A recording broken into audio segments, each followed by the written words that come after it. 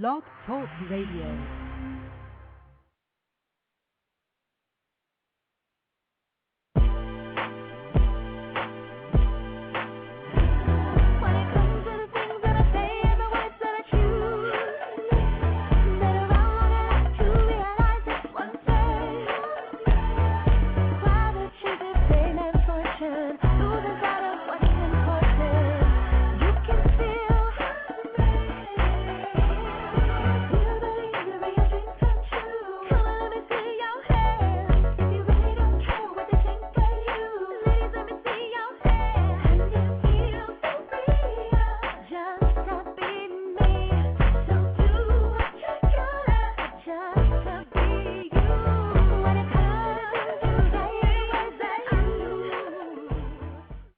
Welcome to PLUS Model Radio, the #1 podcast for plus-size women. I'm your host, Chenese Lewis, coming to you live from Los Angeles. Today is Monday, August 9th, 2010. Today is a special edition of PLUS Model Radio because we have a very special guest on the show this evening, Kim Coles, actress, comedian, author, playwright, and TV personality. Kim Coles is truly a Renaissance woman, perhaps best known for her 5-season turn as the unforgettable Sinclair on Fox's groundbreaking comedy series Living Single. Kim Coles has starred on numerous hit television programs, including Frasier, 6 Feet Under, and Living Color, 1-on-1, and 10 Items or Less. She was the co-host of the nationally syndicated daytime talk show In the Loop with iVillage and has been a guest co-host for various shows, including The View and Good Day Live. Kim Coles is also known to reality audiences for having appeared on The Mole, VH1 Celebrity Fit Club, and BET's Coming to the Stage. Kim recently became the first female primetime game show host in history, headlining BET's inspirational game show Pay It Off. And currently, Kim serves as the co-host on BET's highly successful talk show My Black is Beautiful, an energetic, interactive, and informative series that celebrates the unique and dynamic qualities of the African-American woman. In her latest venture, Kim Coles is combining comedy and inspiration to empower others with her unique program called Open the Gifts. Through speaking engagements, live events, workshops, and products, the organization inspires others to discover their own true gifts so that they may share them to the world. It's my honor to welcome Kim Coles to the show. Hi, Kim. How are you? I'm wonderful. Can you hear me? Yes, I hear you. Yeah. Hello, Miss Chenese. How are you this evening? I'm good, and I'm so happy to have you on the show today. I know you're very busy, so thank you for putting the time aside. Well, I'm honored, too, and we've talked about this for a long time, Chenese. You know, we've known each other for a while, and, you know, we run in a lot of the same circles, and it just seemed like, wait a minute, why haven't we interviewed each other? I'm officially inviting you to come and be on my show, too, but we'll talk about that later. We should be hanging out a little bit more, Miss Chenese. All right. Well, you know I'm down. But today's show is about you, so we're going to go from the beginning of your career and kind of come full circle to the current projects that are going on. So your entertainment career started when you were announced runner-up at a Big Beautiful Woman pageant in Atlantic City. Now, what inspired you to enter a beauty pageant? You know what's interesting, and a lot of people don't know that about my history, that I started out in the beauty pageant world. It was my first time and my last time in it. I was sort of floundering in college. I didn't know what I wanted to study. I didn't know what I wanted to do, and I just dropped out for the second time in North Carolina, and I came back to the city, and I was reading BBW magazine. Do you remember BBW?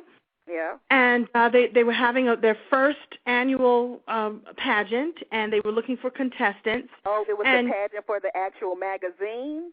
It was a pageant for the magazine. Oh. And so, yeah, isn't that cool? So I simply sent in my picture, and it wasn't even a really good model pose. It was a picture that my mother took against our fake brick wall in the kitchen in Brooklyn. You know, it wasn't even something, something spectacular. And I was all of about 20 years old, and I put on a little lip gloss and had my hair done. And lo and behold, they said yes. And what's interesting is that they didn't choose people per state necessarily. It wasn't like one girl from New York, one girl from Virginia, one girl from Tennessee. It was just whoever they sent in. And I filled out the little application, and who knows what I even put on there. But I was very confident about who I was and the size that I was. And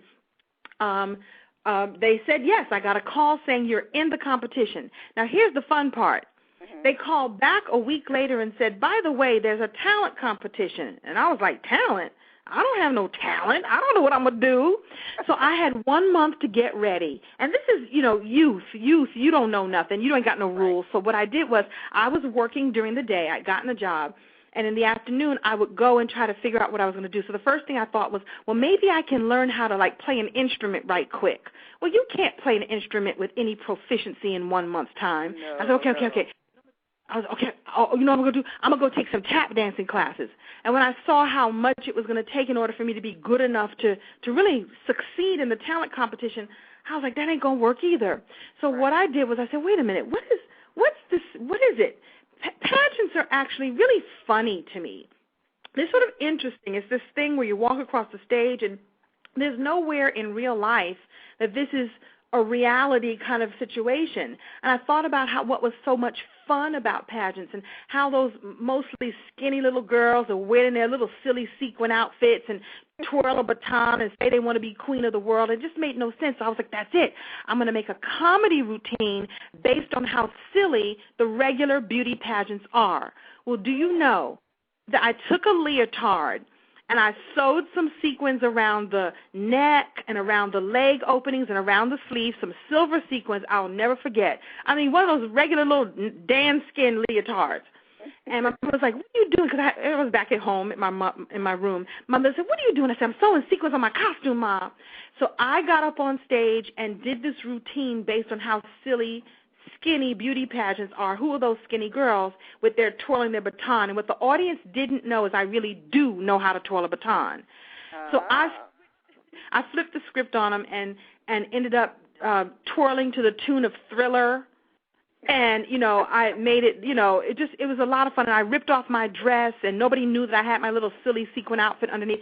And I ended up winning first runner-up, not because I had been prettier than anybody else or more poised or answered the questions better. I think I had the guts to get up on stage and just be my authentic self. Mm-hmm. And that was actually how I started doing comedy. And then I modeled here and there, but comedy was really exploding. And so I was sort of working full-time, modeling part-time, and doing comedy part-time. So I talk a lot. I probably answered 17 of your questions, but go ahead. No, you said, so you went from pageants into modeling. Now, what were some of the modeling gigs you got back in the day? Well, and this was back in the day. This was before this time. I wish that I was coming up in this time when there's a plethora of work and, so many designers who are making clothing for curvy girls. I did a magazine called It's Me, which was sort of the competition to BBW. I think I did an early Lane Bryant ad, and this is well before Lane Bryant became the Lane Bryant of today, a little bit hipper and a little bit better. I did another catalog ad, very little work. I did mostly fashion shows and mostly church basement fashion shows or community center fashion shows or those shows where you had to help sell the tickets in order to be in the show. Right. And I still have those. Yes, they do. Yes, they do. In fact, you and I are doing one in a couple of weeks, just a regular fashion show, old-fashioned show. And actually it was one time where the MC was late. And this is before cell phones. I'm dating myself. This is the 80s, okay? Nobody had a cell phone. I didn't even have a beeper at the time. Okay. So the MC for the show didn't come. And so the designer said, well, Kim, you're funny. Go entertain the audience until the MC shows up. And that was when it really clicked for me that this is what I need to be doing. I need to be performing because I, did my act or whatever little act I had at the time, imitations of people and stuff. And it really, a spark was sparked for me. And I started, the modeling sort of fell off and the comedy sort of took over. So how did you go from pursuing a comedy career and deciding you wanted to make the move to L.A. to pursue it professionally? Well, I'll be honest that early on I got noticed very quickly. I went from the very first time I ever stepped foot in a professional comedy club was 1985. By 1988, I was on TV. I was doing Showtime at the Apollo. I was doing Star Search. I was doing other little appearances around New York. And so things happened for me very quickly. The real reason I came out to L.A. is I got a job. I went to an event and I met Keenen Ivory Wayans, who I knew was a comedian, and I knew of his brother, Damon, because Damon was beginning to make a splash in the comedy world. And he said, my brother and I are doing a comedy show, and we'd like you to audition. And I was like, well, what is this going to be? Well, it's going to be a variety-type show. We're going to have dancers. We're going to have comedy. We're going to have skits. And I know that you do characters in your act. I'd like you to audition. So I auditioned for In Living Color, and that's what brought me out to Los Angeles. To be honest, you auditioned in New York, and when you moved to L.A., you came with the job already. I actually auditioned in New York, and the final audition was in Los Angeles. They flew us all out to L.A., and then we flew back home waiting to get the call.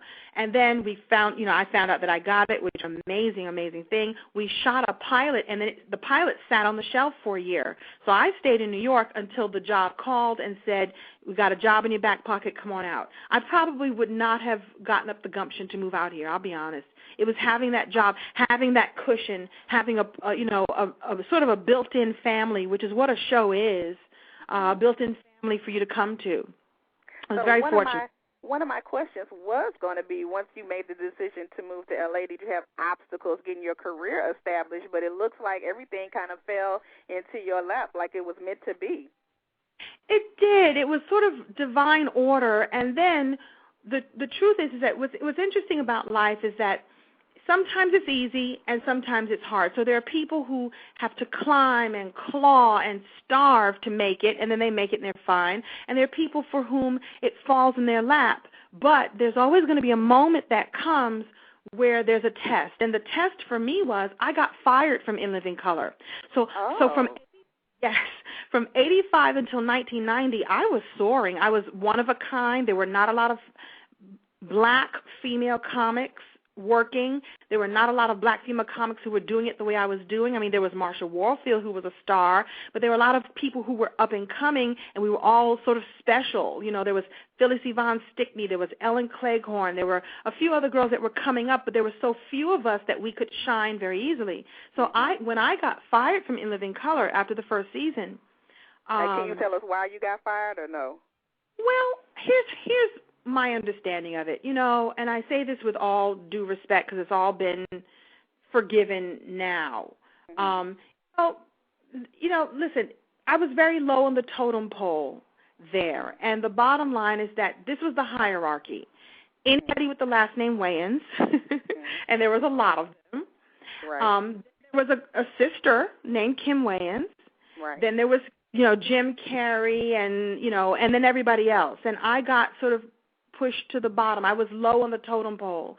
And I think that it was Keenan's desire and wish to make sure that Kim, got work and got noticed. I also felt very out of place there because I didn't feel like I could do anything right. And again, I'm not trying to be negative or anything because Kim and I have talked about this, and she's actually come to me and apologized. Like there were things that were going on behind the scenes. I would get written out of sketches, and I didn't know why, and she would get written in. And you read the writing on the wall at some point where if your last name is the same as the boss's last name. And since this time, it's all been understood and forgotten because the truth is forgotten and forgiven. And she's actually come to me and said, I'm so sorry for the things I did to you back then. The truth of the matter is that within 2 years, I was on a show where I was high on the totem pole. So I needed to go through that experience to have the difference between experience being on, being sort of not very important to the game and then being on the other end. So that's what it is. And the project that you on the other end you're referring to is Living Single. Yeah, Living Single I refer to as a sparkling jewel in my career. So I just want to make sure that all of your listeners know I'm not dissing the Living Color experience at all. I needed to have that jolt in my life to understand that not everything's going to work out the way you think it's going to work out. Everything happens the way it should. And I needed to have the experience of thinking that I was hot stuff and somebody else thinking that I wasn't, for me then go on to have the experience of a place where a show was actually created around me. Living Single was created for Queen Latifah and for me, which was an awesome experience. And it's, I call it, like I said, the sparkling jewel of my career. So you talk about an opposite experience where your opinions and thoughts are valued, and you become a family. And these 6 people very quickly became very close. We belonged together. That was divine order as far as I'm concerned as well. And so, how did you come to the point where you were out of work and then you were getting a show created for you? Well, I guess I must have had a reputation for being a hard worker, for being funny, for being just me. You know, I took a lot of meetings during that time. I actually had a couple of holding deals. Chenese, this was back in the day when ABC, NBC, and CBS, and they were the only, and Fox, were the only tickets in town, right? They would give you money to keep you away from the other networks while they supposedly developed something for you. It was insane. So you got just to sit while they hopefully design something for you. And I guess my work had spoken for itself enough that obviously I proved that I was of some sort of value. But during that 2-year period, nothing really happened. And then suddenly living the right thing happened, and that was Living Single. And Living Single was a success, and it's still popular because it's in reruns every time you turn on the television. What do you think when you see those shows and you see yourself? You know, it's a combination of, ooh, was I that young? And sometimes it's, ooh, was my hair really that black? And sometimes it's, ooh, was I really that skinny? Because I had lost a great deal of weight. When I started, I was a plus-size model, I should say this, and then I lost 40 pounds just before I really got into show business because a manager of a club told me, you've got 2 ways to go. You should either gain 40 pounds and become the next Nell Carter, or you should lose 40 pounds and become, a hot babe. I won't even tell you what response that got for me because I was like, what do you mean there's only 2 choices? I can just be me. But I followed his advice, lost 40 pounds. I did get into the business. But as Living Single came along, I was so happy that I started gaining my weight back again, So sometimes I watch the show and go, I was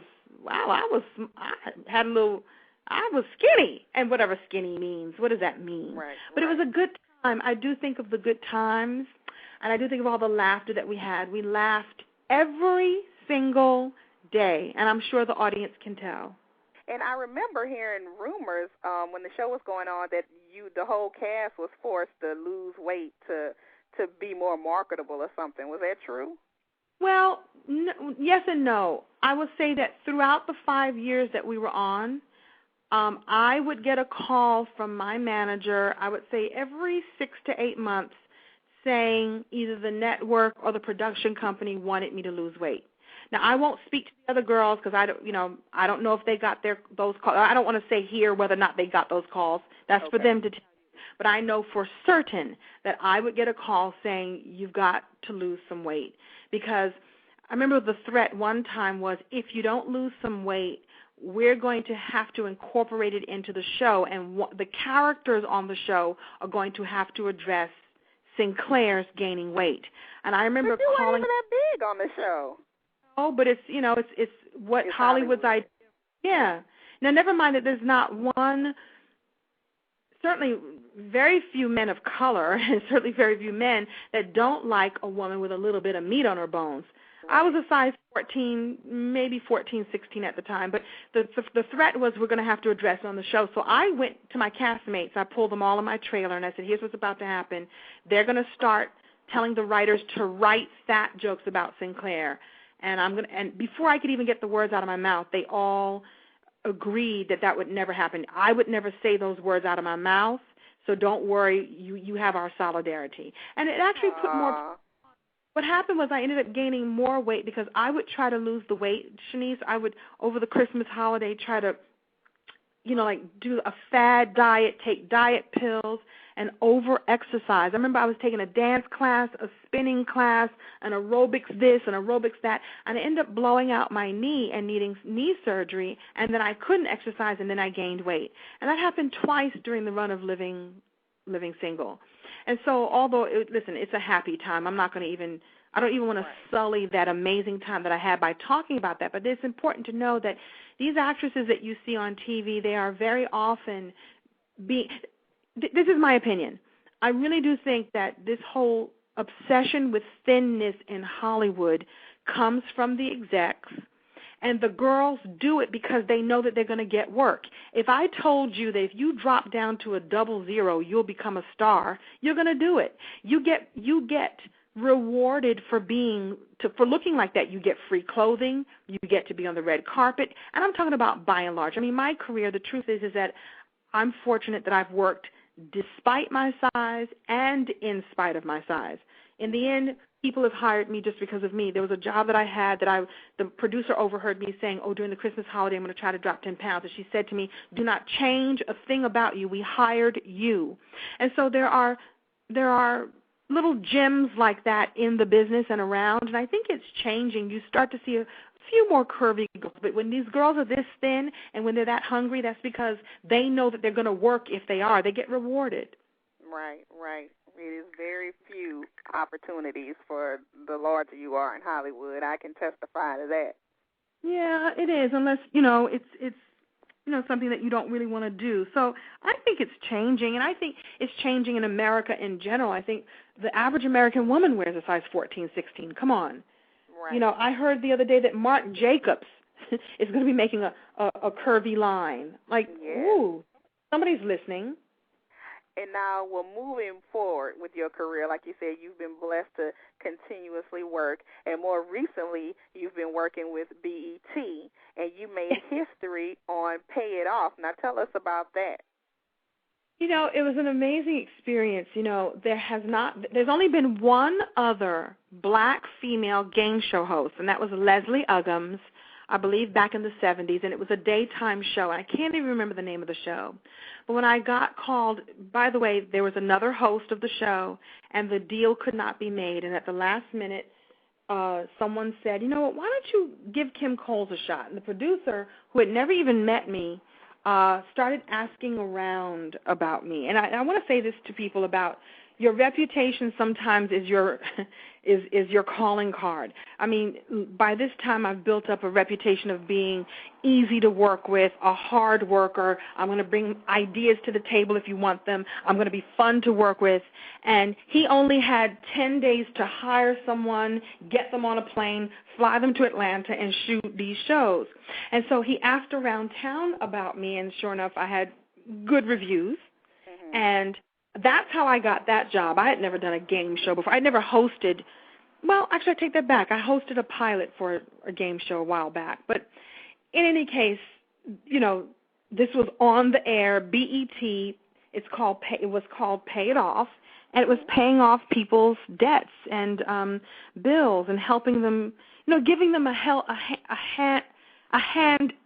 up, not a hand out. Mm-hmm. And that's really good to be a part of helping people and changing their lives. Somebody wins $10,000, they're able to pay off some of their old debts and really get back on in a good place. That felt really good to be a part of that. I'm so sorry that show didn't get picked up again. I was having the time of my life. Yeah, it looked like it. It was a really fun show. But then your relationship with BET continued because now you're on a new show called My Black is Beautiful. My Black is Beautiful is an initiative by Procter & Gamble that they have been doing for several years to empower women of color to feel good about themselves, to celebrate themselves. And so Procter & Gamble and BET combined to make a show called My Black is Beautiful. This was the second season. This was my first season on the show. And I sure hope we get some more episodes. We only did 6. But it was very positive. And, with all this stuff that we see out there, Chenese, and there's a whole lot that's not so positive and doesn't put us in the most positive light. It was an honor to be a part of this show because it was all about celebrating what was amazing about us. And the girls, I got harder to promote like uplifting things because people with the reality shows there's so much drama filled. Was it harder to get this show up and promote it and a fan base because it's positive? You know what? That's a good question. Who's to say? I don't know. All I know is what I do now is I now just put my head in the trenches and do the work. So I can't say that it was harder or easier. I did my job on promoting the show. They did their job on promoting the show. Listen, does it have the same numbers as some of these quote-unquote reality series? No. And that's disheartening. But that doesn't mean that I'm not going to show up every day and do my best work. That's and if right. people want to watch it, it's there for them. At least there's a choice. Now, you started a new phase in your career by being a motivational speaker, and you started an empowerment program called Open the Gifts. Now, tell us about Open the Gifts. Well, Open the Gifts is my empowerment/comedy. What I've done is I've taken my comedy and combined it with inspiration. It comes out of really, again, I hit a little bit of a roadblock in my career, and it's important to know that even though things were going smooth, there comes a point where sometimes you're not working, and it's really hard when you are on top. In theory, Living Single was the number one black show for 5 years in a row, and people expect you to maintain that. Well, not my fault. I've been auditioning. I've been out there. I've been doing my thing, but just work wasn't coming the way I wanted it to, and I was just not feeling very good about it. And, particularly living out in L.A., people always ask you, what are you working on now? What are you working on now? Oh, that's the number one question. That's the number. Not how are you today? What are you working on now? And I started getting a little defensive about it because I had no answer. I'm not working on anything. And even though I can go on the road and do stand-up, and I've got other things I can do, I really, at that time, I just felt like I couldn't do anything. And I thought, well, I've already got I didn't get into this to be famous. It was divine order that this happened, so maybe it's divine order for me just to go and have a normal life. And I started thinking, well, what can I do? What do I do? What do I do if I'm not Kim Coles on TV? And I started going through some exercises and through some work and working with some life coaches on what I do have to offer. And the truth is my gift is laughter, and my gift is love, is being able to recognize how amazing you are and what we have in common and what's wonderful about you and telling you what's wonderful about you. And so through that process, I thought, well, if I'm going through a little depression or a tough time, I'm sure there's other people who are going through it too. What if I were to use my humor to help lift people up and remind them what gifts they have inside of them? I should say now that GIFTS is also an acronym for gratitude, intention, forgiveness, triumphs, and self-love. And I feel that when you go through the process of gratitude, intention, forgiveness, triumphs, and self-love, you discover what's amazing about yourself. You share your gifts with the world. And the other piece of it is that there are gifts in the lessons, so that you can't have a testimony without having a test first. So this really came out of my own personal work, and I thought, well, this is what I'll do. So I've started speaking. I'm developing products even as we speak, and I give away a free workbook when people go to my website, Kim Coles Inc. We'll get all that information at the end. But it's all about me empowering others, and I've been speaking to women, I've been speaking to girls, I've been speaking to men, and it's amazing how the message resonates with all of us, that we all have something inside of us to do, and you have to do it, or that dies inside of you. Like, I know that you are living your gift, Chenese, because you're out there, you're in the public, you're spreading your message, you're successful at it. You get awards for what you're doing, and that means that you're living from that space of doing what you came here to do. And that, to me, is the true definition of success and of life, right? Right. So how exactly do you help people bring out their gifts? Like, do you have one-on-one coaching, or is it like an ongoing program where you keep where people keep following you for a certain amount of time? Well, all that's developing now. I haven't done one-on-one yet. Right now, it's me getting hired as a speaker to go out and give you tips and tools during my presentation. The tips and tools I can give some of them right now. The first one is gratitude. It's being in a place of being grateful every single day. To not focus on what you don't have, focus on what you do have. And if you really keep your focus there, you'll realize how rich you really are. You woke up this morning and took a deep breath. That's the first gift of the day. That's the first thing to be grateful for, and to pay attention to what is really good in your life, because what's not good ain't none of your business. What is good is amazing, and I think the universe sends you more of that when you appreciate something amazing that's going on. The next tip would be intention. It's setting your intention every day. It's making a promise to yourself. I call it a spiritual to-do list. If you wake up in the morning and say, I have this long ride on the freeway this morning, and I'm going to promise myself not to get mad. I'm going to just take the ride. I'm going to leave in enough time so I'm not late. And you set that intention, and then you do that. You know, just like we all have a to-do list. Don't you cross things off your to-do list? Well, this is something that you do that's from the inside out, setting that intention and getting in action about who you want to be and who you want to show up in the world. The next principle is forgiveness, which we don't even have enough time to talk through. The truth is, that's a hard one. Oh, it's so hard, but it's so easy when you let things go that you don't need to hold on to anymore. It's amazing how your heart is opening up for new things to come in. When I forgive the situation where I got fired off a show, when I was able to let that go and focus on what I did have, look at how many other gifts fell into my life. Let go of your old ex-husband. I love to say, forgive your ex-husband and forgive yourself for marrying him. You know, let it all go. It doesn't make sense to hold on to something. It's just eating you up.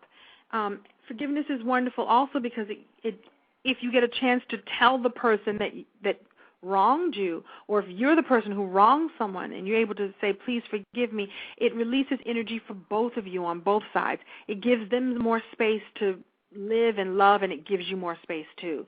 And I that's a big one for me. Just let things go. Just why hold on to stuff that just some old thing that happened in high school, really? How long you going to hold on to that? You know, let it go. You're right.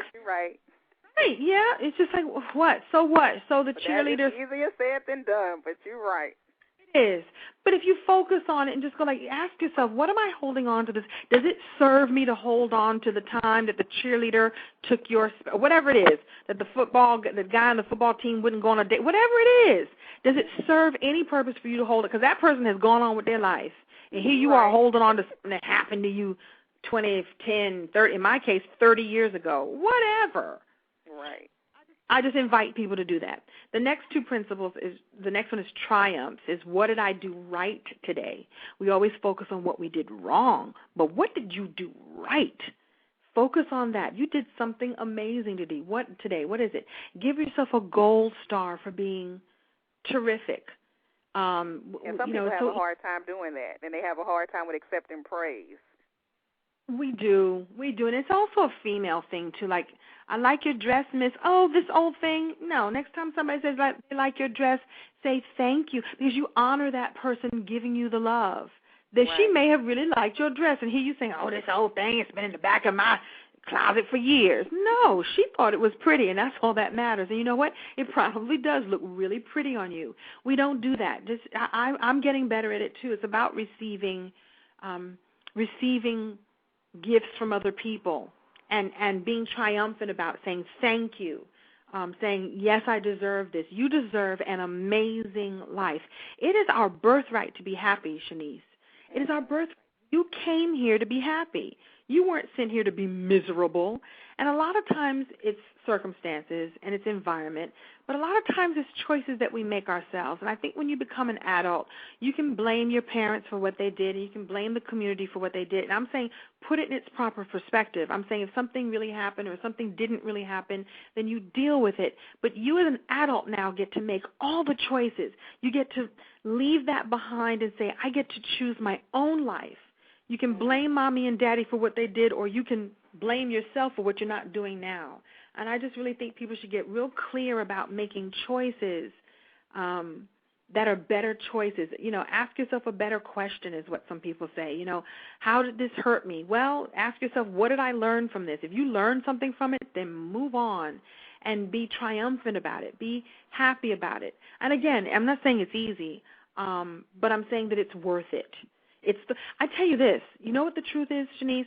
It's actually easier than living in the pain forever. We live in that place of pain because it's comfortable to us, but it's not easier. It's actually harder to hold on to all that stuff, to drudge up all that stuff all the time. That takes more work than saying, let me just day by day, minute by minute, think a better thought, make a better choice. It really is easier, especially when you see things opening up in your life and beauty coming in and maybe a better job, maybe a better man, maybe a better experience coming in. That feels easier to me. I'm going to give that a try. I say give it a try. And if it doesn't work, you can go back to your old mean troll self.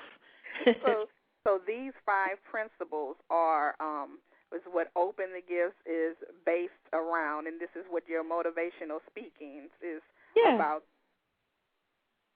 So, yes, exactly. And the last principle is self-love, and that's what this is ultimately all about, treating yourself well, treating yourself like your own best friend. You know, we say things to ourselves that we would not say to your best friend. Do you ever look in a mirror? I mean, would you ever say to your best friend, you look so ugly today. Oh, I can't stand you. You wouldn't say that to someone you love and adore. Mm-hmm. Treat yourself well. And that's what this is all about, just reminding people to treat themselves well. You know, I remember in school there was always some girl, she thinks she's so cute. You know what? That is good that she thinks she's cute. I'm glad she thinks she's cute because if you don't think it's nobody else will. Thank you. Thank you. It starts at home. It starts with you. And I tell you, after I started working on this stuff, I started feeling better about myself. And lo and behold, jobs kept coming in or work kept coming. A nice man came into my life. It's because I was prepared and open and ready to receive something wonderful. I say give it a try. Mm-hmm. So you also have a show on this network, Blog Talk Radio, that goes with this program. Where you interview some of your friends that have positively impacted the community in some way. So what do you do the show regularly, or you just, I know you're so busy you probably can't get to it regularly. No, Chenese, I've been bad. I don't get to it regularly at all, and it's a shame. I've done about 5 or 6 shows interviewing people who I think are living within their gifts and, you know, just sort of playing with it. And I've done maybe once a month or so. I'm officially extending an invitation to you, and we had talked about this back and forth. I would love to return the favor to you and interview you because, like I said before, it's evident to me that you're living within your gifts. You're also busy. You work with different organizations. You're doing different events. You have your Love Your Body Day. You have the Hollywood Now people. You have the PLUS Model Radio. You have your community that you are servicing in this way. You're obviously living your gift, and I'm fascinated by people who decided that they wanted to do something and then said, I'm going to show up and do it. And so this is an official invitation. Y'all heard it, everybody. She has to do it. I'm officially saying yes, so we just have to figure out the date. Yes, but I'm not as consistent with it as you are, and I'm so proud of you and always in awe of you of how you branded yourself so well. I don't have no theme music. Chenese Lewis has theme music. I ain't got nothing. You know, you can have 20 songs if you wanted to. I just have it. There's so much else going on that what happens is I have a list of things to do, and like some of it gets done and some of it doesn't, and I do the best I can. So I will. I need theme music, and I love that you so professional. You have it together. So I've enjoyed talking to these people. Little surprises come out and information, little tidbits, because there's something that you have to share that no one else has, and I'm amazed by that always. Now, besides your Open the Gifts, you are a very popular person because you have a lot of appearances coming up. One of the appearances, this show is an official sponsor of PLUS Model Radio, is an official sponsor of the International Fuller Woman Expo, and you will be the keynote speaker there. Now, are you excited about this event? I am excited, and what's interesting is that what the Fuller women don't know is that they booked me a long time ago. Like, I put this on my calendar, back in, I don't know, March or so. I was like, let me read into September. I don't even think I had a book that went that far. And so they were my first that showed up for the fall. I had everything booked up through the summer, but nothing in the fall. And so I've been excited about coming to I call it Detroit. And actually what I'm trying to do is trying to get booked at the local comedy club there so I can come in and do a little comedy and then come and speak to the women at the Fuller Women. And I know somebody who spoke there a couple of years ago and said she had the time of her life, that the sisters come out and they are just positive and happy and, just happy to be in that community. So, yes, I am looking forward to it. All right. And the Fuller Woman Expo is Saturday, September 18th in downtown Detroit. And if anyone is interested in going, go to their website for more information, which is thefullerwomanexpo.com. Now, are you going? No, I won't be there. I need to be there, though. You need to be there, especially since you're the sponsor. Go see how they're spending your money. Well, I'll have to see you after the show. Now, also, another appearance you have coming up is Celebrity Catwalk. Now, this is an exciting event I'm in, too. Now, tell us a little bit about Celebrity Catwalk. Well, yes, Chenese Lewis and I will be working the catwalk together, working the runway. It's always exciting to do fashion shows. I get so excited. This is a Celebrity Catwalk, and folks can go to celebritycatwalk.com to get more information. And you and I have done the show several years in a row, and what it is, it's a charity fashion show to raise funds for animals, particularly animals rescue, right? Rescue animals? National Animal Rescue. The National Animal Rescue. See, you know it, and I don't even know it. I'm just so happy to rock. And it's a lot of fun. Jennifer Bartok, who is the creator of this, does a really good job of getting all kinds of models from all sort of walks of entertainment, everything from Playboy models to all of the curvy girls. And my favorite part is she lets the curvy girls walk the runway first, and she said to me, and she says it to me every year, that nobody gets more hoops and hollering. Hooping and hollering. I don't even know if hooping is a word than the plus-size girls. And we get out there and we work that runway, and it's so much fun. And, we're doing it for charity, and there's a red carpet event. And this year, Shanice, it's at a really nice event. It's at Boulevard 3, which is a really beautiful venue. There's going to be beautiful cabanas outside. Oh, that yeah, people I've can been come. there before. That's nice. It's really nice there. It's really, nice little cabanas, and people can, come and have a little drink, a little cocktail before the show. It's going to be nice. It's going to be nice. And this event is September 10th, if I'm not mistaken. And September in L.A. And for more information, go to their website at celebritycatwalk.com. Now, do you have anything else coming up we need to be on the lookout for? I know you probably have tons of more appearances. I do. I've got a few coming up, one in San Francisco. I'm big into, or trying to get big into, the whole blogging community. I want to be a part of that world as well. I'm going to go to Blogalicious down in October. That's the community for women of color who blog, which is kind of cool. Women who have something to say specifically to that community. And I've got a few other tricks up my sleeve. I'm very big on social media. If anybody's on Twitter, hit me up at Kim Coles. I am at Kim Coles. And I have 2 pages on Facebook. One of them is full. The profile page is nearly full, but I do have that like page. I don't think they're calling them fan pages anymore. So people look me up, and I'm there, and I engage with people and say hello and send little inspirational messages and sometimes silly messages. And you know what's so funny? When I first met you, you were not online at all. You didn't have the website. You weren't. I think you said you had just got your computer. And look how far you came in such a short amount of time. I couldn't do it. I just was like, oh, it's so much work. I can't deal. I didn't even own a computer for several years. I had one. It kept messing up on me and losing stuff. I cut it off and didn't cut it back on. I did not have a computer for 7 years. And then back in 2007, I finally got one. Now it lives on my lap like it's a little dog, like my little laptop. I love it. And so, yeah, I am all over it. And I probably spend too much time on social media, but it really is a wonderful way to connect with people. Let me tell you something. I've actually gotten jobs from Twitter. Someone was tweeting that they needed a host for an event, and I was like, I'll do it. and then we talked, and you know, it was legit. It was a real thing.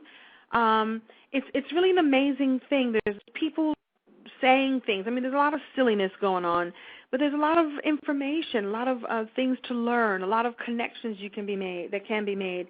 And so please do follow me, and if I like what you're talking about, I'll follow you back.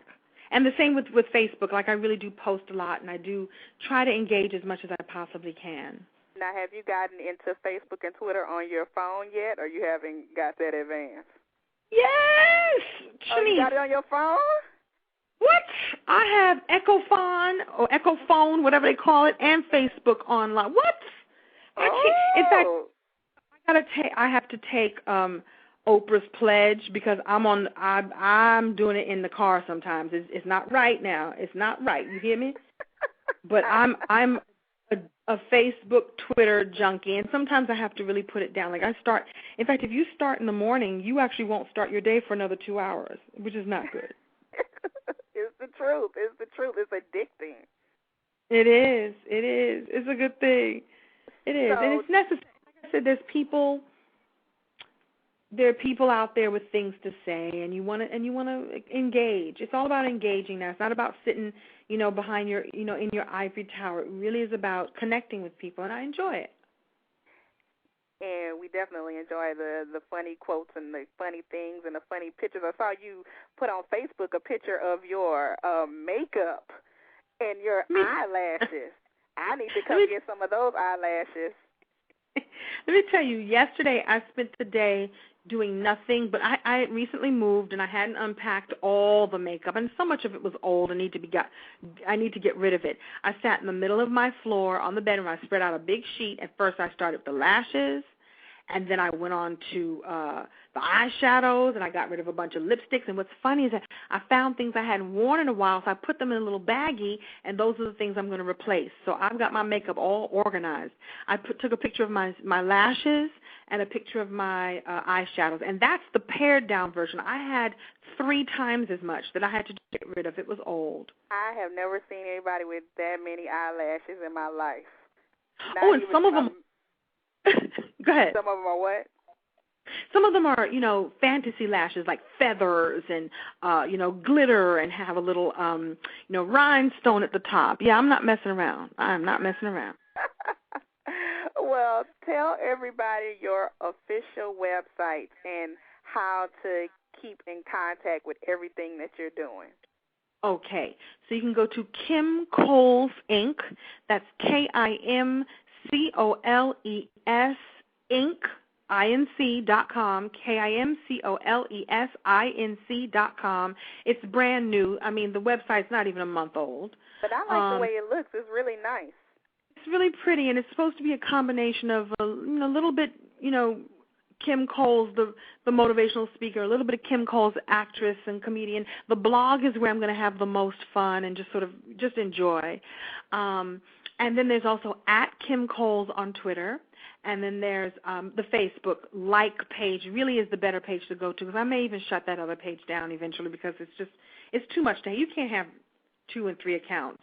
I also had an Open the Gifts account too, but I'm about to close that one down. And like I said, I do engage and I do learn and I have fun. What's the link for your Blog Talk Radio show?